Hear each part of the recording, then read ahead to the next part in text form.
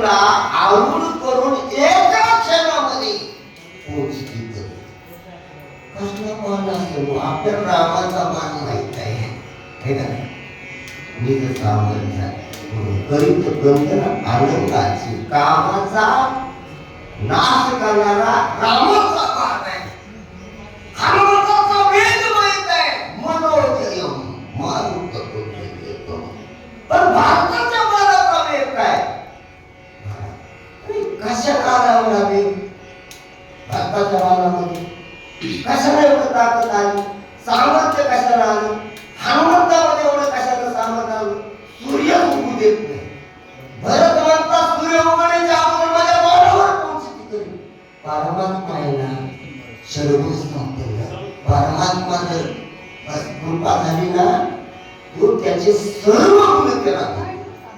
मग बळ असो शक्ती असो भक्ती असो पूर्णच्या पूर्ण देऊन टाकतो एवढा उदार परमात्मा आहे. आणि म्हणून भरत म्हणू लागले तू चिंता करू नको फक्त मला कथा सांग कर का असा आग्रह आहे.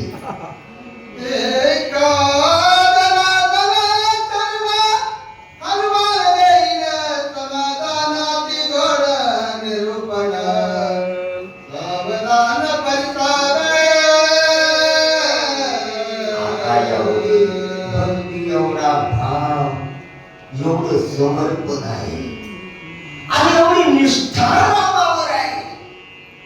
रामाचा भाव अनुभव आहे. त्याचं उल्लंघन कसं करता येईल बरं. हनुमंत गडबड करू लागले परंतु थांबायला भांडायचं हे भाग पाहणं हा भारताच्या श्रद्धेचा विजय आहे. आणि म्हणून हनुमंत कथा सांगण्यासाठी तयार झाले. बस बस बस बस आधार भक्ताचा मिळाला. काय हनुमंताचं प्रयोजन पहा.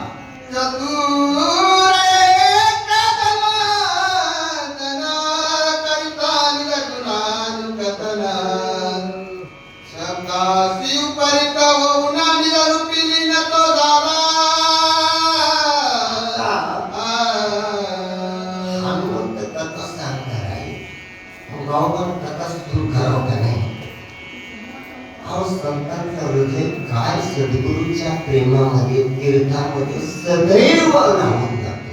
सदैव स्नान करतात आणि मन निश्चल ठेवतात. तीर्थम परम की सोमनो विशुद्धम. संत चरणाच्या स्मरणानं अत्यंत अत्यंत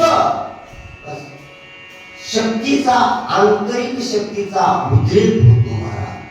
आणि परमात्मा सद्बुद्धी देतो. म्हणून कधीही सद्गुरूवर कधीही अचानकच बोलतात. अचानकच सद्गुरू बोलत असताना मागच विसरून जातात. एवढं वेळ असतं महाराज. ते खरे शिष्य असतात. ते खरे कृपापात्र असतात सद्गुरूचे. मज हृदयी सद्गुरू जे नेता हा संसार पुरू म्हणून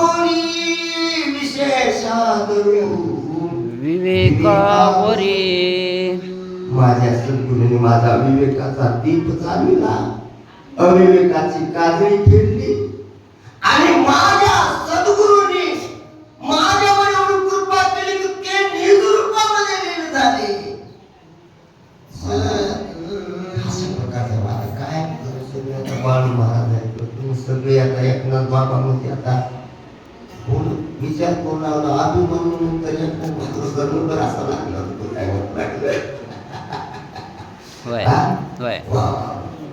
आणि सगळे आता माझे सगळे मित्र आहेत गुरुजी महाराज आहेत आणि माया तर काय आमच्या जनाबाईचं आहेत. काय त्यांची पुढे बोलायचं कळत नाही बरं का. सांभाळून घ्या बघा.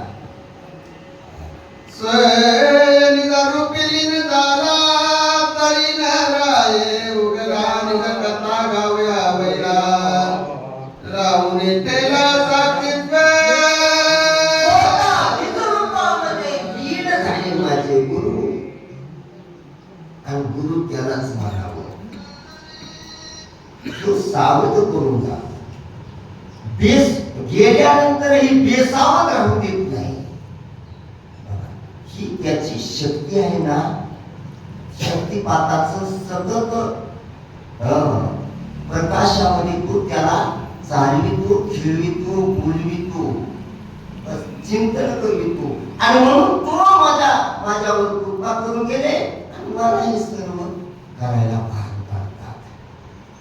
असं नाही तर गेले बाबा आता आपला मोकळा पाठ, असं नाही. बाबाने असं मला बनविलं, बाबाने असं मला घर करून दिलं.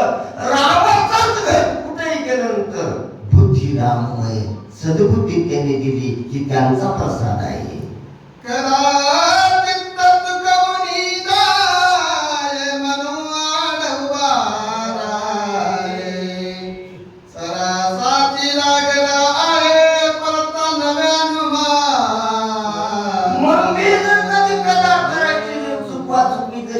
तर ते चुकू देत नाही. ज्याचा मोह गेला ना, ज्याचं द्वंद्व गेलं ना, ते चुकवीत नाही. कारण मोह आहे ना, नियमानं राहूच देत नाही. त्याला म्हणायचं मोह. बाकी मोह तर सगळीकडचा मजा काढला, फक्त मला कथेचा मोह ठेवला, त्या राम रसाचा तहान माझ्या ठिकाणी ठेवली. ही सद्गुरूने दिलेली देण आहे. आणि माझी तृष्णा संपली बर का, मी कृतार्थ होत आहे. याच्या अमृताचा वर्षावर माझ्यावर होत आहे. म्हणून मला उभं राहू देत नाही. आता मला चिरंतन जागृत जाणीवेचं भान ठेवतो आणि त्याच्यामुळं या कथेमध्ये मला एकरूप करतो, माझ्याकडून तो करून घेतो. म्हणून साधका तू मागुली, पिके सारस्वत तुझे मी पावली, या कारणे सावली न मिसळली तुझी. म्हणून मला सतत सद्गुरूचं ध्यान करतात. सद्गुरू हे त्यांचं श्रद्धास्थान आहे, किंबहुना प्राण आहे, तो जीवाचा जीव आहे.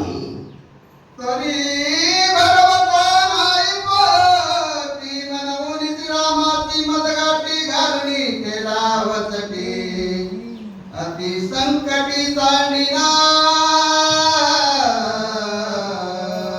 मला पाठलाग करतो, मला सोडीतच नाही सद्गुरू.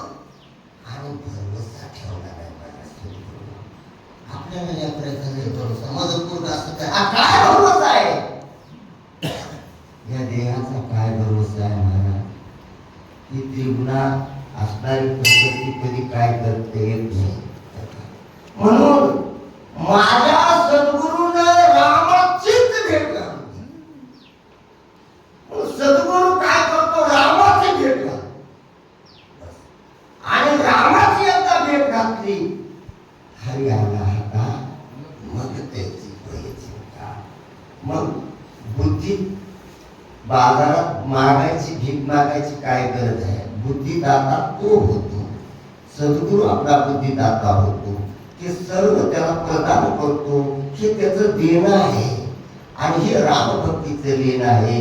त्यानं मला शृंगारित त्यानं केलं, म्हणून सद्गुरूच्या ठिकाणी अत्यंत कृतज्ञता व्यक्त करतात.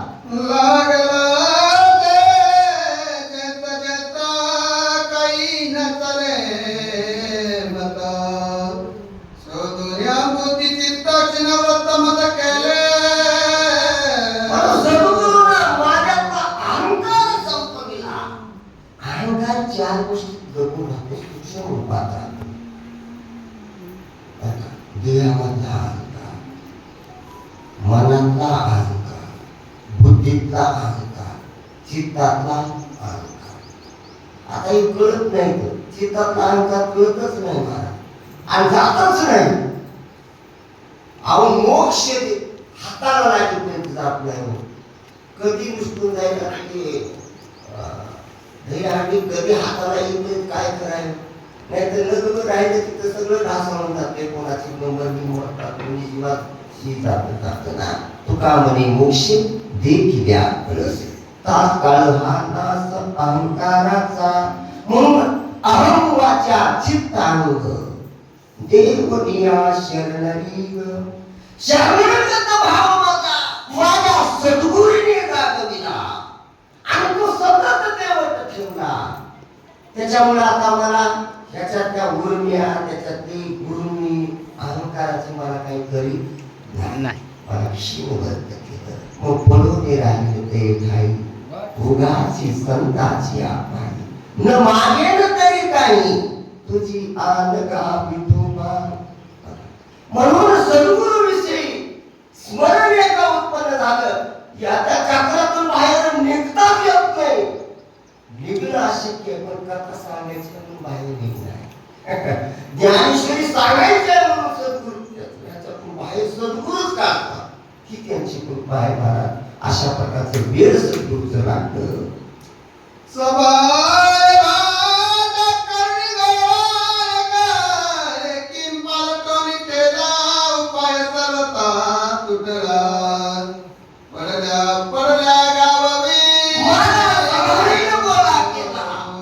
पंचमहाभूतांचा मेळा या देहाच्या सुंदर काळीच्या ठिकाणी आहे. आणि पंचमहाभूता पंचविषय बघा, यांचे प्रत्येकाचे नेचर वेगवेगळे आहे, स्वभाव वेगळा आहे. एक महाभूत जर महाराज खवळलं ना, काय तरी सांगतात का पृथ्वीचा नाश करून टाकला. वारं जर असं आलं तर डोंगर पडते. एवढी पावर आहे वाऱ्यामध्ये. महाभूत एक आहे. सुनामीचा पूर एका पाण्याचा पाहिला. म्हणून हे पंचमहाभूत आणि याच्यामध्ये आपले पंचविषय आहेत. पंचप्राण हे वेगळं आणि मुलाची जी शरीर तयार झालेलं आहे. याचा मेळ बसल्यामुळं आणि या सगळ्या मेळामुळं एक सगळ्यांना परमार्थात लावणं हे अवघड आहे ना. सगळ्यांना एकच काम करायला हवं. किती अवघड आहे महाराज. एक एक करते सगळ्या कॉलनीने सारखंच रात्र दिवस भजन करणं किती अवघड आहे महाराज. म्हणजे सगळेच तुमचं करणं किती अवघड आहे.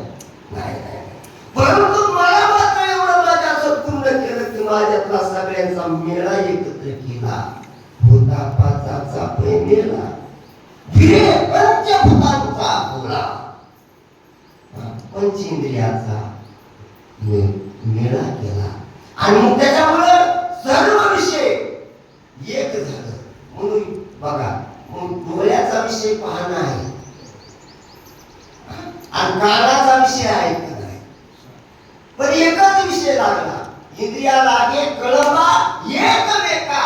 आणि तो म्हणतो हा माझा विषय, हा माझा विषय. एवढं जे बदल केला ना, तात्काळ ही दशा पालटली. ही सद्गुरूची मेजवानी आहे.